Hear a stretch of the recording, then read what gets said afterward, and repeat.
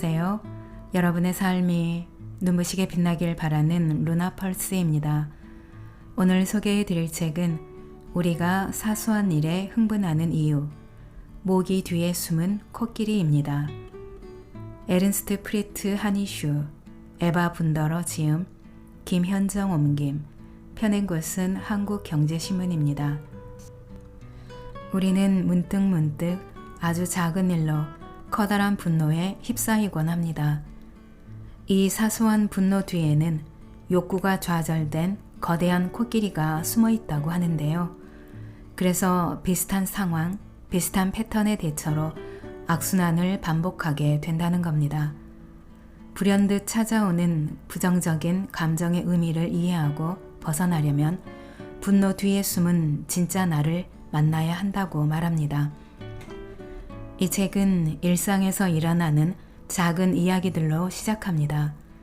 등장하는 주인공들은 마른 하늘의 날벼락처럼 갑자기 매우 불쾌한 감정에 사로잡힙니다.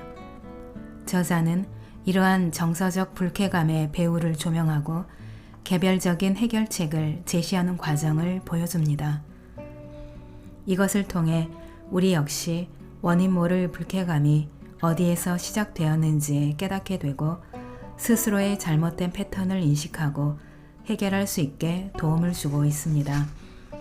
책은 5장으로 되어 있고요. 1장 모기와 코끼리에 대하여, 2장 보이지 않는 코끼리, 3장 당신의 기본 욕구를 알고 있는가, 4장 당신의 코끼리를 발견하라, 5장 마음의 평정을 되찾는 방법입니다. 제가 오늘 읽어드릴 부분은 1장 모기와 코끼리에 대하여 중에서 읽어드리겠습니다. 사소한 일로 빚어진 분노의 감정, 그 감정의 이면에 숨은 우리 내면의 이야기, 모기 뒤에 숨은 코끼리입니다. 오늘도 책과 함께 편안한 시간 되시기 바랍니다.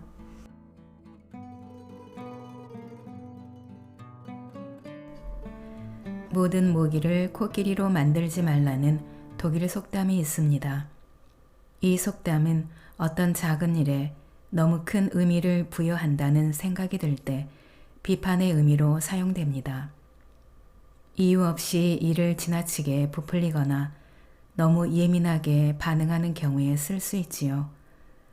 그런데 우리가 정말로 모기를 코끼리로 만드는 걸까요? 겉으로 보기에는 별것 아닌 것처럼 느껴지기 때문에 처음에는 그렇게 보입니다. 하지만 그토록 격한 감정을 그냥 단순하게 넘길 수는 없습니다.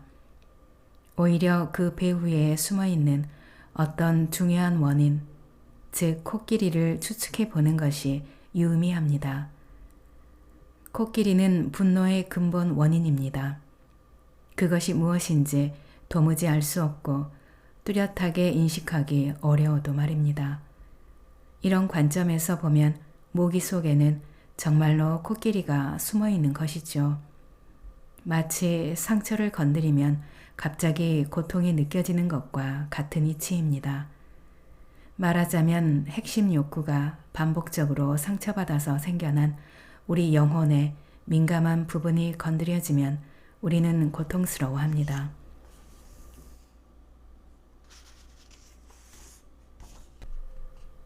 1장 모기와 코끼리에 대하여.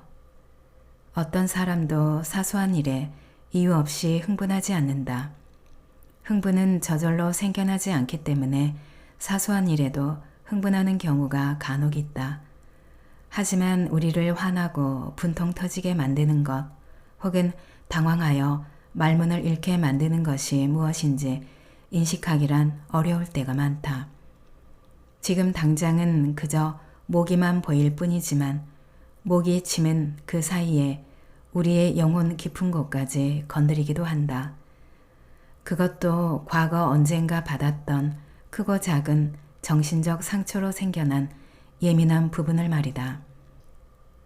지금부터 4개의 짧은 일화를 이야기하려 한다.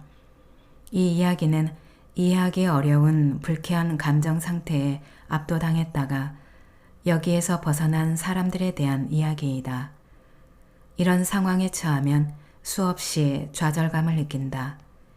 다시 말해 기분이 상하고 오해받았다고 느끼며 어떤 연결고리를 인식할 수도 흥분을 통제할 수도 없다. 리사의 일화, 부당한 비난에 집착하다. 리사는 남편과 함께 아파트에 살고 있다. 그녀는 이웃들과 늘 담소를 나누며 친하게 잘 지낸다. 가끔은 그런 수다가 신경에 거슬리기는 하지만 말이다. 저녁 10시, 그녀의 남편은 아직 퇴근 전이다. 리사는 막 잠자리에 들려던 참이다. 그런데 갑자기 초인종이 울린다. 요란하고 집요하게 깜짝 놀라고 당황한 그녀가 문을 연다. 옆집 여자가 잔뜩 화난 표정으로 그녀 앞에 불쑥 얼굴을 내밀며 호통을 친다. 아니, 무슨 생각으로 이 시간에 드릴을 사용하는 거예요?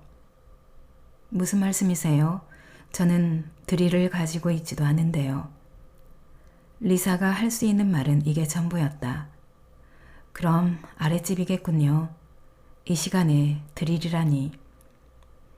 옆집 여자는 말끝을 흐리면서 씩씩대며 복도를 내려간다. 리사는 그녀에게 미안해요 라고 말한 뒤 문을 닫는다. 리사는 몸을 살짝 떨며 생각한다. 드릴을 쓴 사람이 내가 아니라는 걸 옆집 여자가 믿어야 할 텐데. 리사의 머릿속에 제일 먼저 떠오른 생각이다. 그녀는 다시 잠자리에 들었지만 좀처럼 흥분이 가시지 않는다. 남편이 집에 돌아오자 그녀는 자신이 겪은 일을 남편에게 이야기한다. 남편은 옆집 여자가 자신의 아내에게 부당한 비난을 퍼부은 사실에 몹시 화를 낸다. 그는 아내에게 내일 옆집 여자를 찾아가 따지라고 말하지만 리사는 한사코 거부한다. 그러나 어떻게 해도 리사의 마음은 진정되지 않는다. 그 모습에 화가 난 남편은 외친다. 지금은 일단 자. 아무 일도 아니야. 슈테판의 일화. 자동차는 멀쩡하다. 슈테판은 일을 마치고 주차해 놓은 자신의 자동차로 가는 중이다. 그런데 먼 발치에서 보니 다른 운전자가 차를 빼면서 슈테판의 새 자동차 범퍼를 건드리고는 그냥 가려는 게 아닌가. 몹시 화가 난 슈테판은 한 걸음에 달려가서 소리를 지른다. 당신 지금 뺑소니 치려는 거요? 상대방은 후방 거울을 통해 슈테판을 보고는 차에서 내려 무슨 일이냐고 묻는다. 그리고 자신은 그저 그의 차를 아주 살짝 건드렸을 뿐이라고 말한다. 두 사람은 범퍼를 세심하게 관찰한다. 아무런 흠도 눈에 띄지 않았지만 슈테판은 진정하지 못한다. 그는 계속 화를 내며 완강하게 주장한다. 당장 보험사를 알려줘요. 안 그러면 경찰에 신고할 거요. 책망당한 상대 운전자는 냉담하게 반응한다. 원하시면 그렇게 하세요. 하지만 차에 아무 이상이 없다는 건 당신도 알잖아요. 슈테판이 대답한다. 그건 자동차 정비소에서 판단할 일이죠. 차 내부에 문제가 생겼을 수도 있잖아요. 상대 운전자는 머리를 절레절레 흔들며 차를 타고 출발한다. 슈테판은 뒤따라 달려가며 보다 강렬하게 보이기 위해 허공에 대고 손을 흔들며 격분해서 소리친다. 당장 멈추라고요. 행인 몇몇이 가던 길을 멈출 뿐 남자는 차를 세우지 않는다. 일주일이 지났고 자동차 정비소에서는 차에 아무 이상이 없다고 이미 오래전에 확인해 주었지만 슈테판은 이 일에 대해 매우 화를 내며 친구들에게 하소연한다. 안나와 페터의 일화, 양말에 짜증을 내다. 안나와 페터는 결혼한 지 3년째다. 두 사람은 널찍한 아파트에 살고 있다.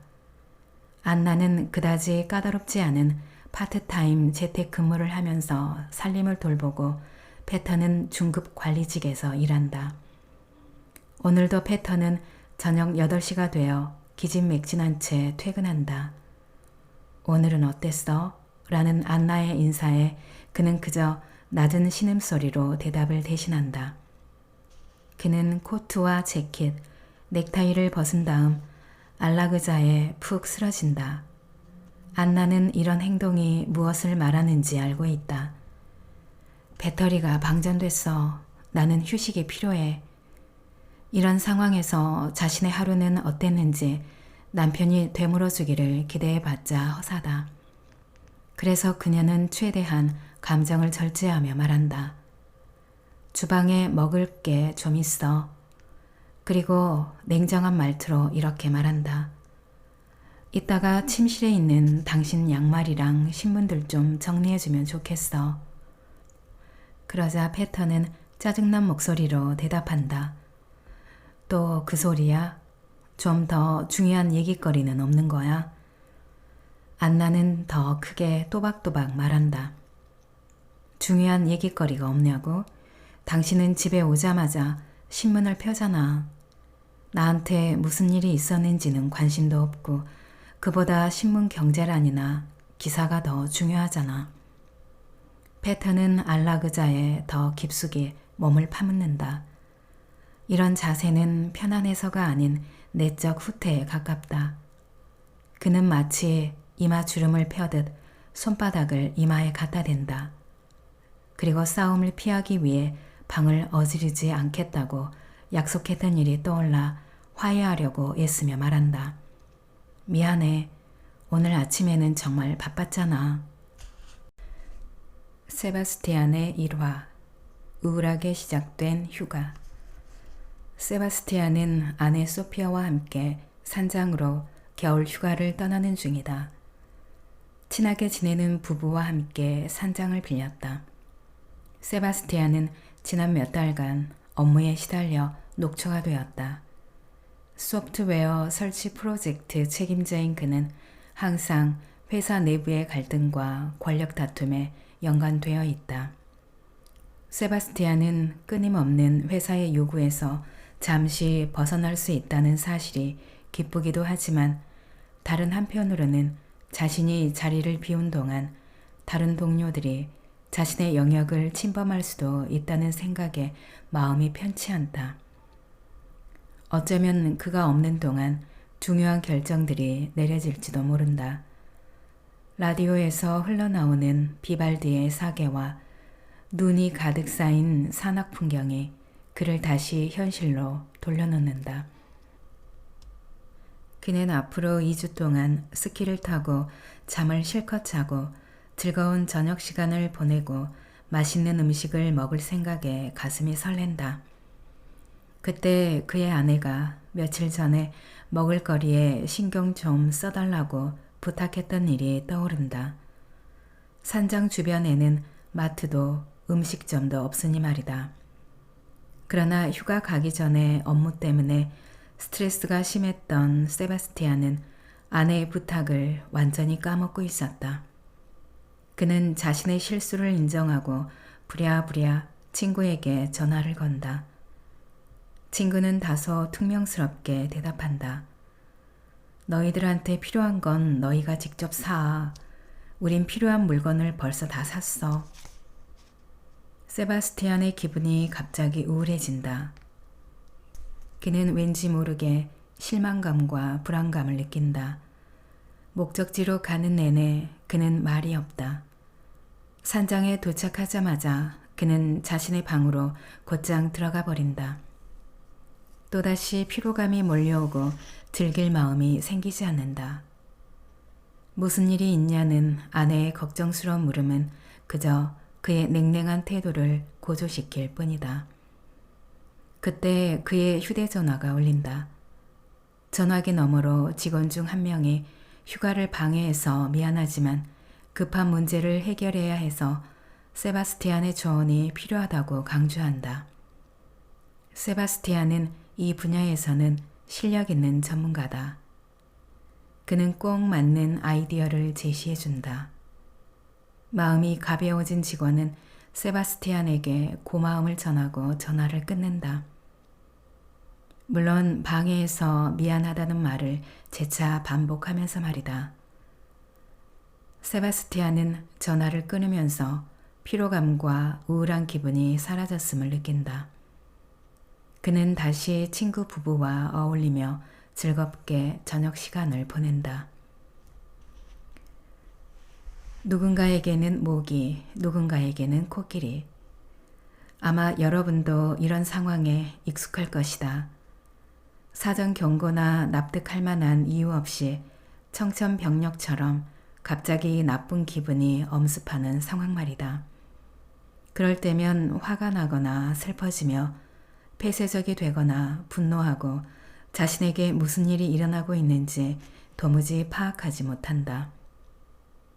무슨 일이 있냐는 다른 사람들의 질문에도 제대로 대답하지 못하고 그런 질문조차 당황스러워한다.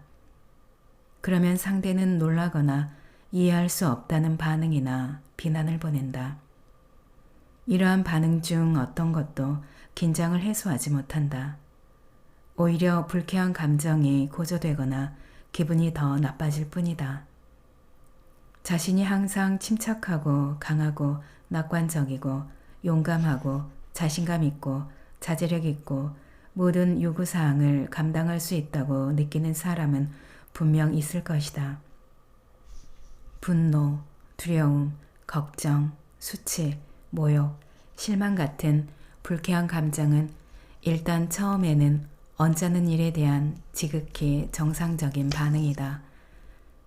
우리가 그러한 감정을 겪지 않으려고 하거나 되도록 피하거나 빨리 벗어나려고 하는 것도 정상이다.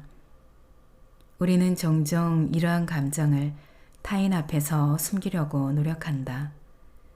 우리는 어떤 상황에서 어떤 감정이 바람직한지 바람직하지 않은지 혹은 정당한지 부당한지 구별하는 법을 배워왔다.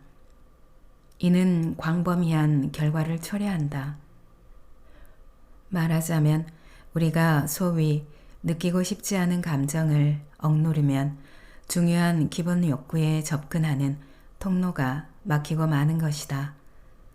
모기를 코끼리로 만들면, 다시 말해 이를 크게 부풀리면 감정적으로도 힘들고 이러한 감정을 설득력 있게 현실적인 계기와 연결짓지 못한다.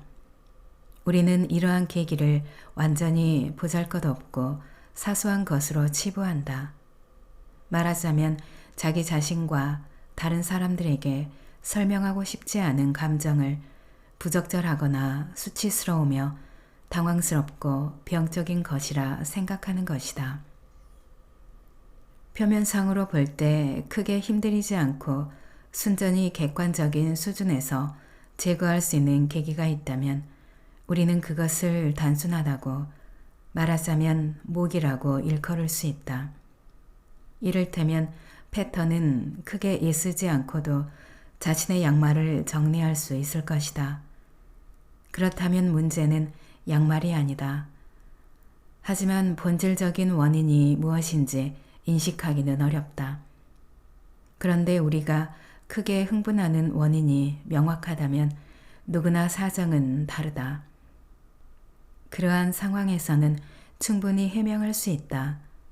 예를 들어 명백한 무시나 경멸, 반복되는 불공평한 처우, 심각한 손해, 객관적으로 위협적인 사건, 현재의 과중한 업무, 계속 축적되는 화나는 일, 해결되지 않는 산더미 같은 과제, 갑자기 생긴 걱정, 신체적 통증 같은 것 말이다.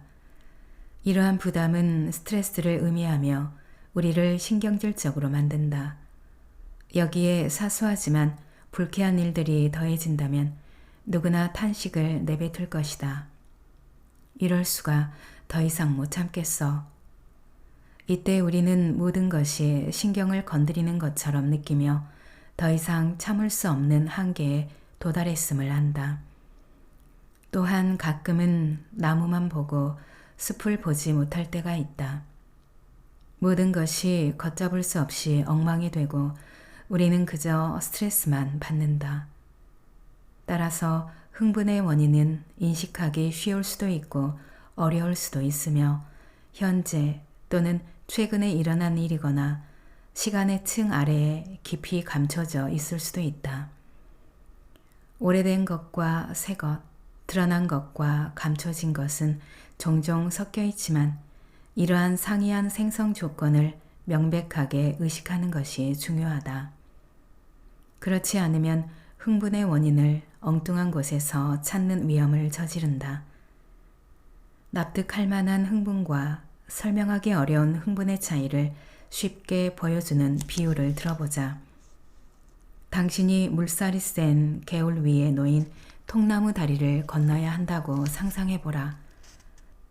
누구나 당신의 머뭇거림을 이해할 테고 이것을 위험한 모험이라고 생각할 것이다.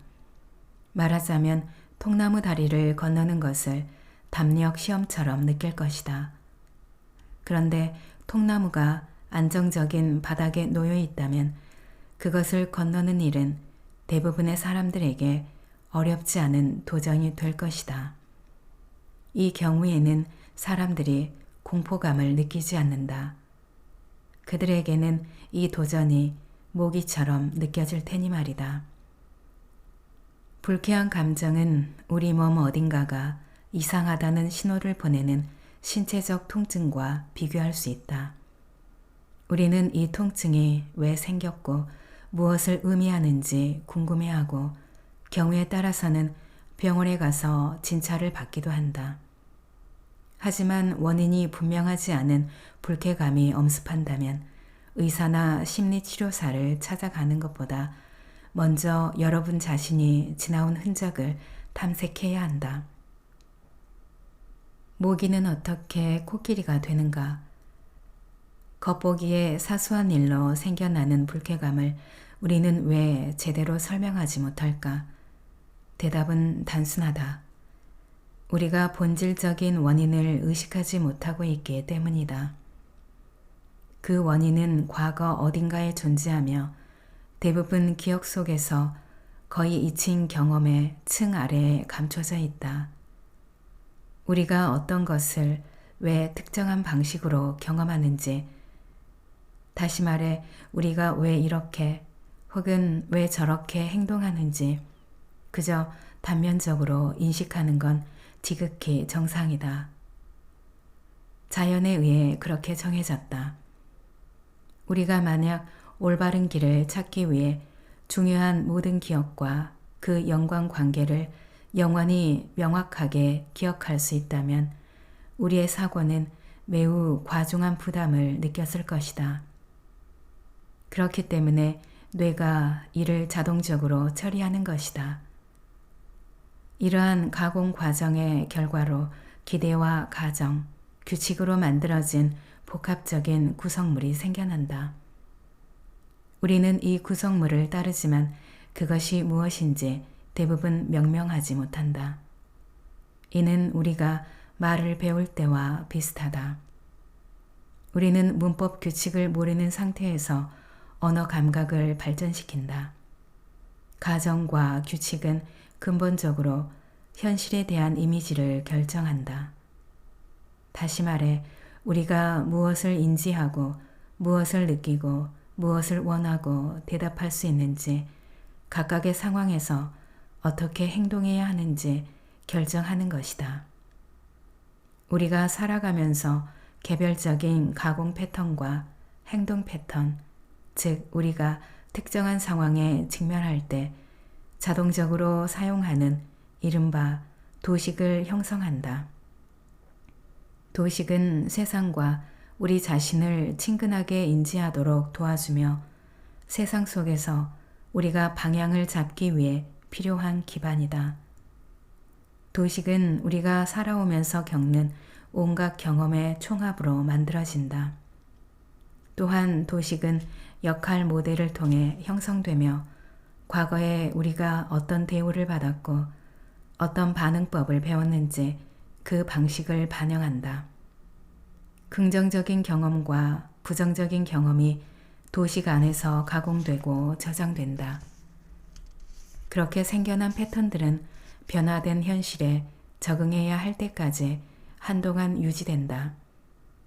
현실이 변화하면 혼란스럽거나 불안해질 수 있다.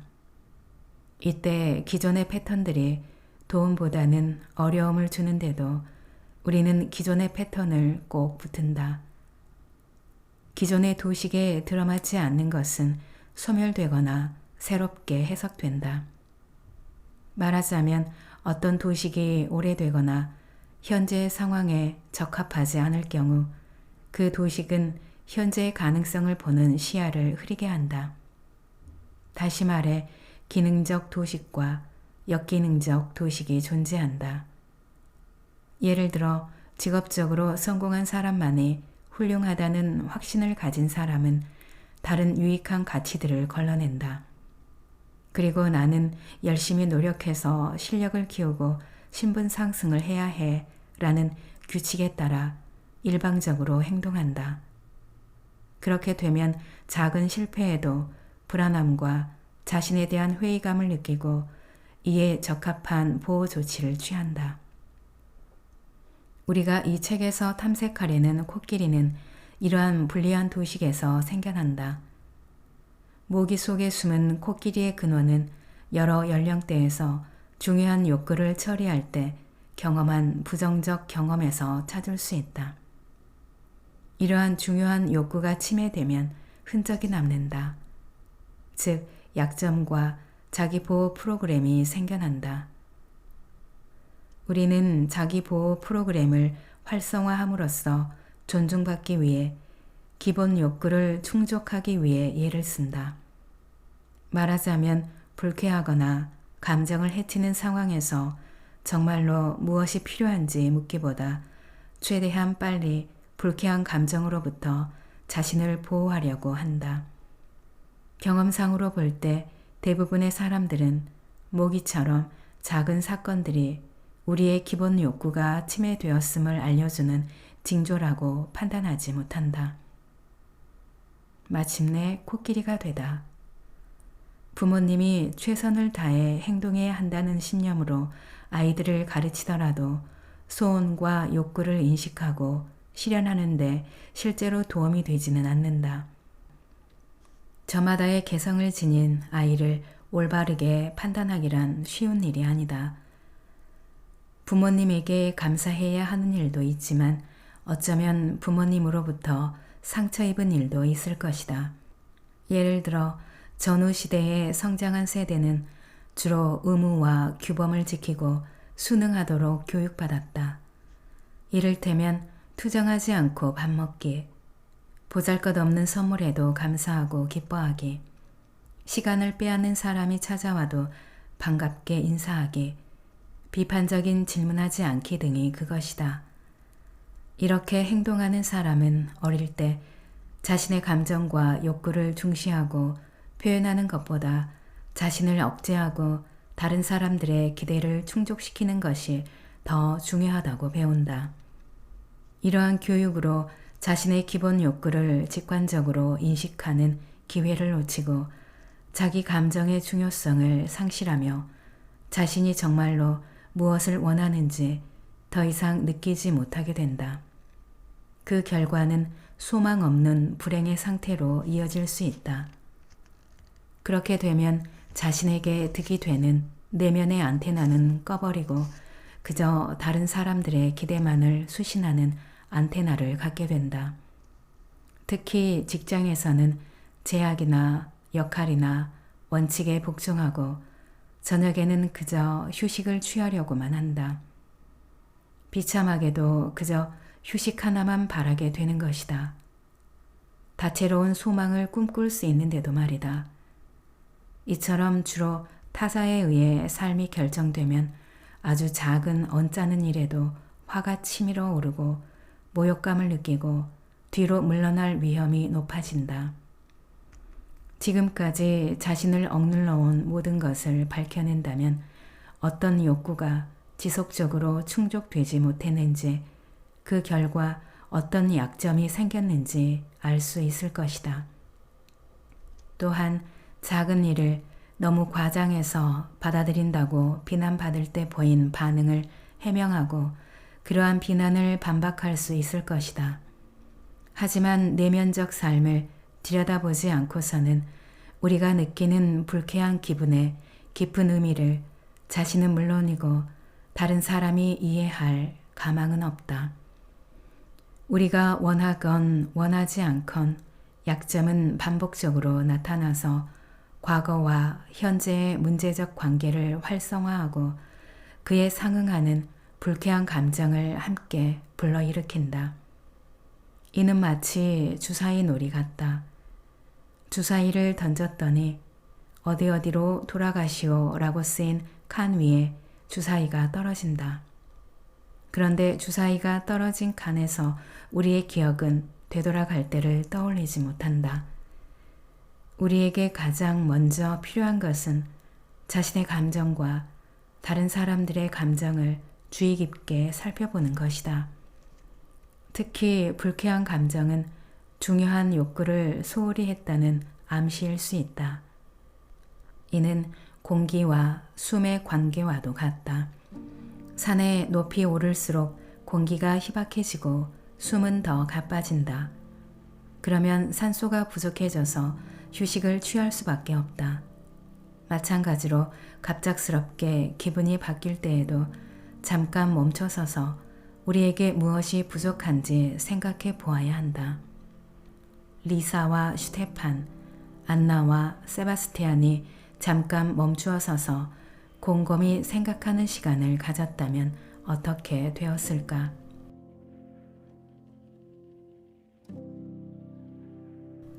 낭독은 여기까지입니다.